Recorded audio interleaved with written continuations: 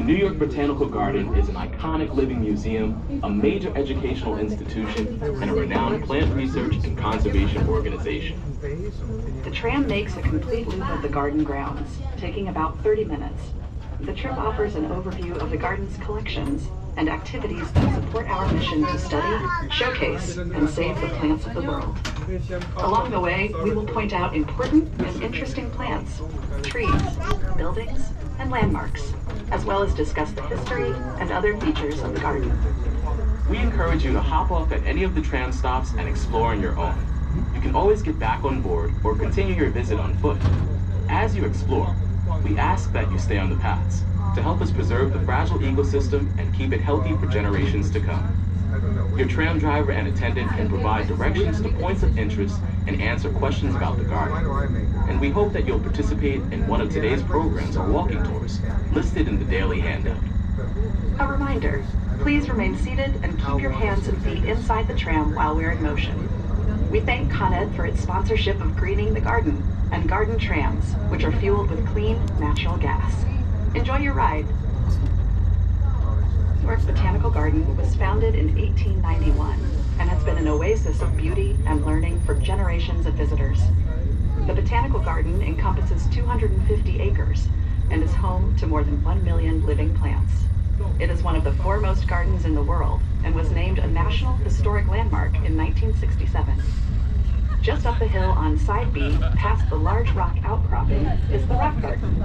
It's home to an incredible selection of unusual flowers and plants from around the world that are grown in, around, and on rocks, including some of the smallest plants in the Botanical Garden. On Side A, you'll see a collection of pines and other cone-bearing plants. That's the Arthur and Janet Ross Conifer Arboretum. There are more than 1,000 pines, spruces, firs, and other conifers in this collection, including many venerable trees planted in the 1890s, right after the garden was established. Beyond the conifers lies the Botanical Garden's crown jewel, a house conservatory, completed in 1902. Inside, you can explore an acre under glass, a journey that takes you from tropical rainforest habitats to dry deserts. Filled with thousands of plants, it is an absolute wonder and the anchor for the garden's exhibition program. Ahead, at the top of the hill, is the Lester T. Marx Library building, completed in 1901. In front is the Lillian Goldman Fountain of Life, which was inspired by the Baroque fountains of Rome. The Marx Library is home to more than 11 million items. The oldest is a manuscript from 1190. We also have field notebooks from botanists who explore tropic regions in search of rare and new species. It's the largest and most active botanical and horticultural library in the world. While scientists from across the globe come to do research here, the library is open to everyone. It's a great place to learn more about what you see here at the garden. The library's art gallery hosts several exhibitions each year, which explore the deep connections between gardening and the humanities. You can also visit the science exhibitions in this building to learn more about the work of our cutting-edge researchers. Head toward the main road, take a minute to appreciate the tulip tree allée. Allée is French for a tree-lined walk. These are tulip trees named for the green and yellow springtime flowers that resemble tulips. This memorable planting was named a New York City landmark in 2009, along with the library building and Fountain of Life. According to garden lore, the tulip trees planted here came from a single mother tree, which is the largest tree in the alley, and is just one of the thousands of trees across the landscape that are older than the garden itself. The rest of the tulip trees were planted in 1905 under the direction of the garden's founding director, botanist and taxonomist Nathaniel Lord Britton. Britton and his wife, Elizabeth Knight Britton, herself a distinguished botanist, were leaders of the movement to create a grand botanical garden in New York City in the late 19th century. While on their honeymoon in London in 1888, they visited the Royal Botanic Gardens, Kew. What they saw inspired them to lobby elected officials and civic leaders to create a public garden dedicated to science, education, and horticulture in New York.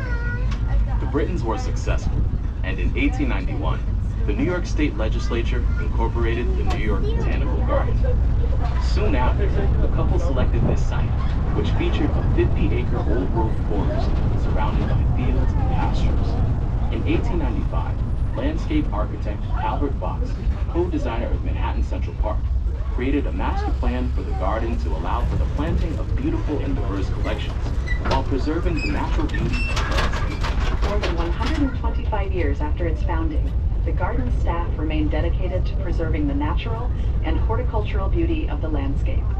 They care for thousands of mature trees, plant hundreds of thousands of bulbs, annuals, and perennials, mow 75 acres of turf, and clip a mile of hedges to maintain this green oasis in the middle of New York City. The garden is also a center for research and home to scientists and graduate students who are working to understand plant diversity and save the plants of the world. As they travel the globe, they might be collaborating with local partners in Brazil to preserve the rainforest, or recording the medicinal uses of plants in the South Pacific.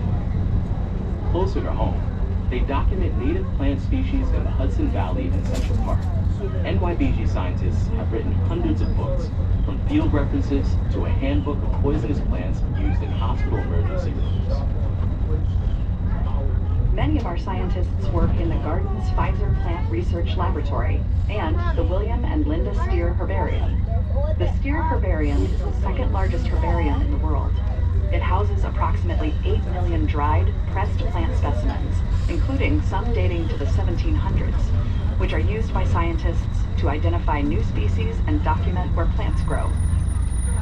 Side A, this area is called Twin Lakes. A century ago, people used to flock here to swim in summer and ice skate in winter. Today, birds flock here, especially water birds and seasonally migrating species. On Saturday mornings, you can join free bird watching tours. Garden visitors have spotted more than 200 species. We're about to cross the Bronx River, originating in Westchester County and extending 23 miles to the East River. It is the city's only freshwater river. Once lined with factories and mills, it became very polluted. Now, thanks to the efforts of conservation organizations, the river is cleaner than it has been in centuries, and is once again home to a wonderful array of wildlife, from beavers to American eagles.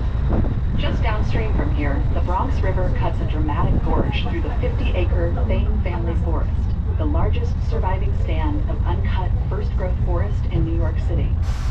Since its founding, the garden has preserved the forest in its natural state. But over the centuries, it has suffered from the impacts of human activity and invasive non-native species. To ensure the forest remains healthy, the garden has implemented a program of ecological restoration. We're approaching our next stop, in the Magnolia Collection. This is one of the oldest plant collections in the garden.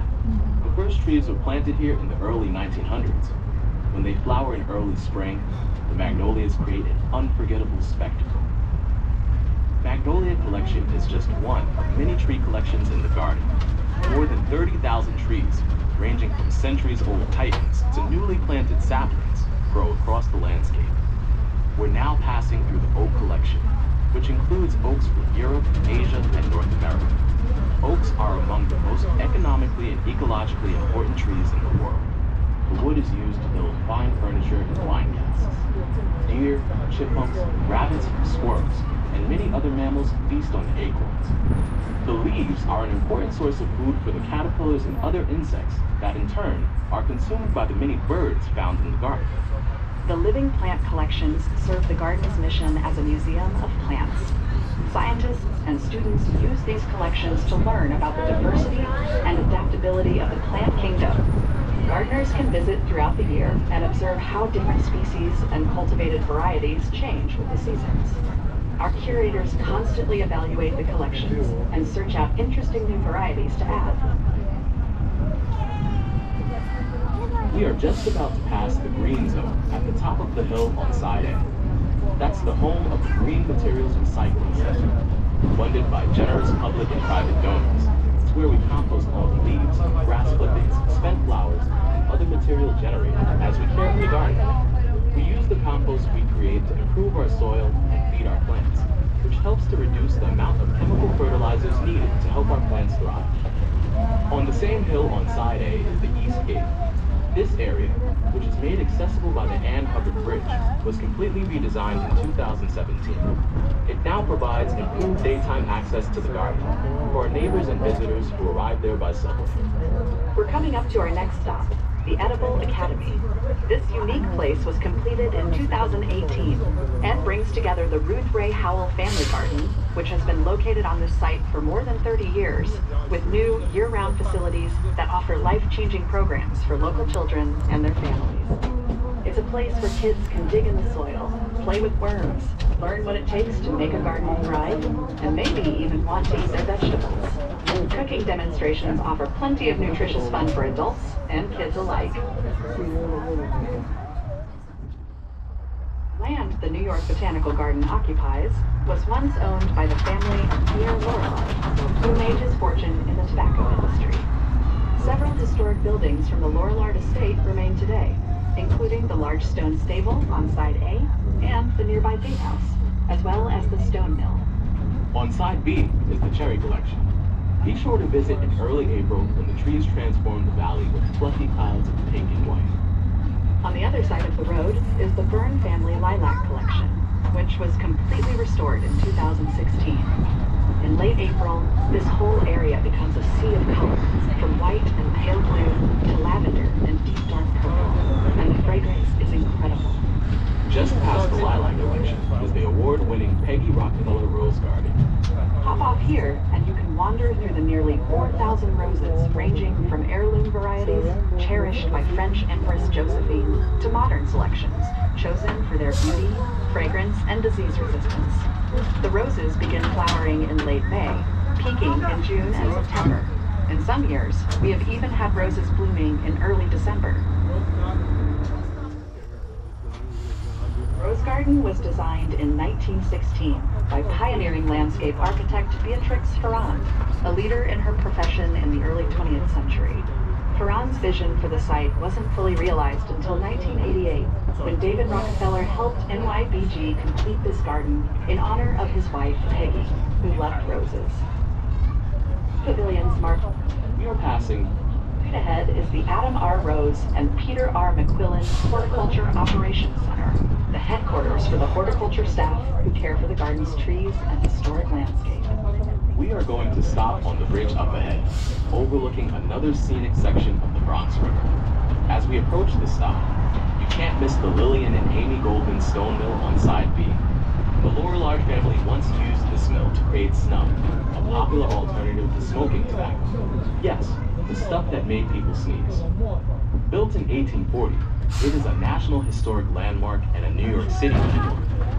If you follow the path past the stone mill, you can walk beneath a tall bridge that was featured in the opening credits of the New York-based classic, Sesame Street. At the end of the path, you will see the waterfall that helped to provide power to the Lorillard's mill. With the arrival of European settlers, the Bronx River provided food and water to Lenape people. Later, the river became a vital economic resource for colonial Americans. By the mid-1700s, its steady flow was furnishing hydropower to 12 mills. In the late 1700s, the Lorillards dammed the river to provide water power to stone mill. On side A, you'll see a grassy triangle with an enormous black oak. It's almost 200 years old. As we turn, look up the road for the grove of small trees on the slope on side A. This is the Donald J. Bruckman crabapple collection. The crabapples in this collection and throughout the grounds flower in spring, usually in late April. And just beyond the crabapples is Daffodil Hill. Here we are at our next stop, a perfect place to take a walk through the Thane family forest, get a better look at the daffodils in early spring, get a stroll through the azalea garden. We're still driving along the Thane family forest. Even a short walk along its paths will show firsthand how enchanting the garden's old-growth forest can be. It's like stepping back in time. The forest offers some of the best chances to see members of our resident wildlife: owls, beavers, mink, and deer. The azalea garden on side A, completed in 2011, spreads across 11 shaded acres and features thousands of azaleas and rhododendrons and woodland perennials. When the azaleas flower in early May, the entire hillside is transformed into a pointless canvas of pinks, purples, and whites. Even when the azaleas aren't in flower, the azalea garden is a great place for a walk. Mature tulip trees, oaks, and sweet gums cast welcome shade in summer that cools the masses of ferns, hostas, and other shade-loving plants that line the paths. Autumn's spectacle reaches its pinnacle in late October. In winter, look out for fragrant witch hazels and clusters of snowdrops and crocus. One of the year-round highlights is the 155-foot tulip tree in the center of the azalea garden. It's the New York Botanical Garden's tallest tree. Up ahead on side A, you will see a path just beyond more Rockefeller properties. That's the Mitsubishi Wild Wetland Trail. It leads you along a swamp full of trees, shrubs, and grasses that flourish in cool, wet ground and provide a welcoming habitat for frogs, turtles, and songbirds.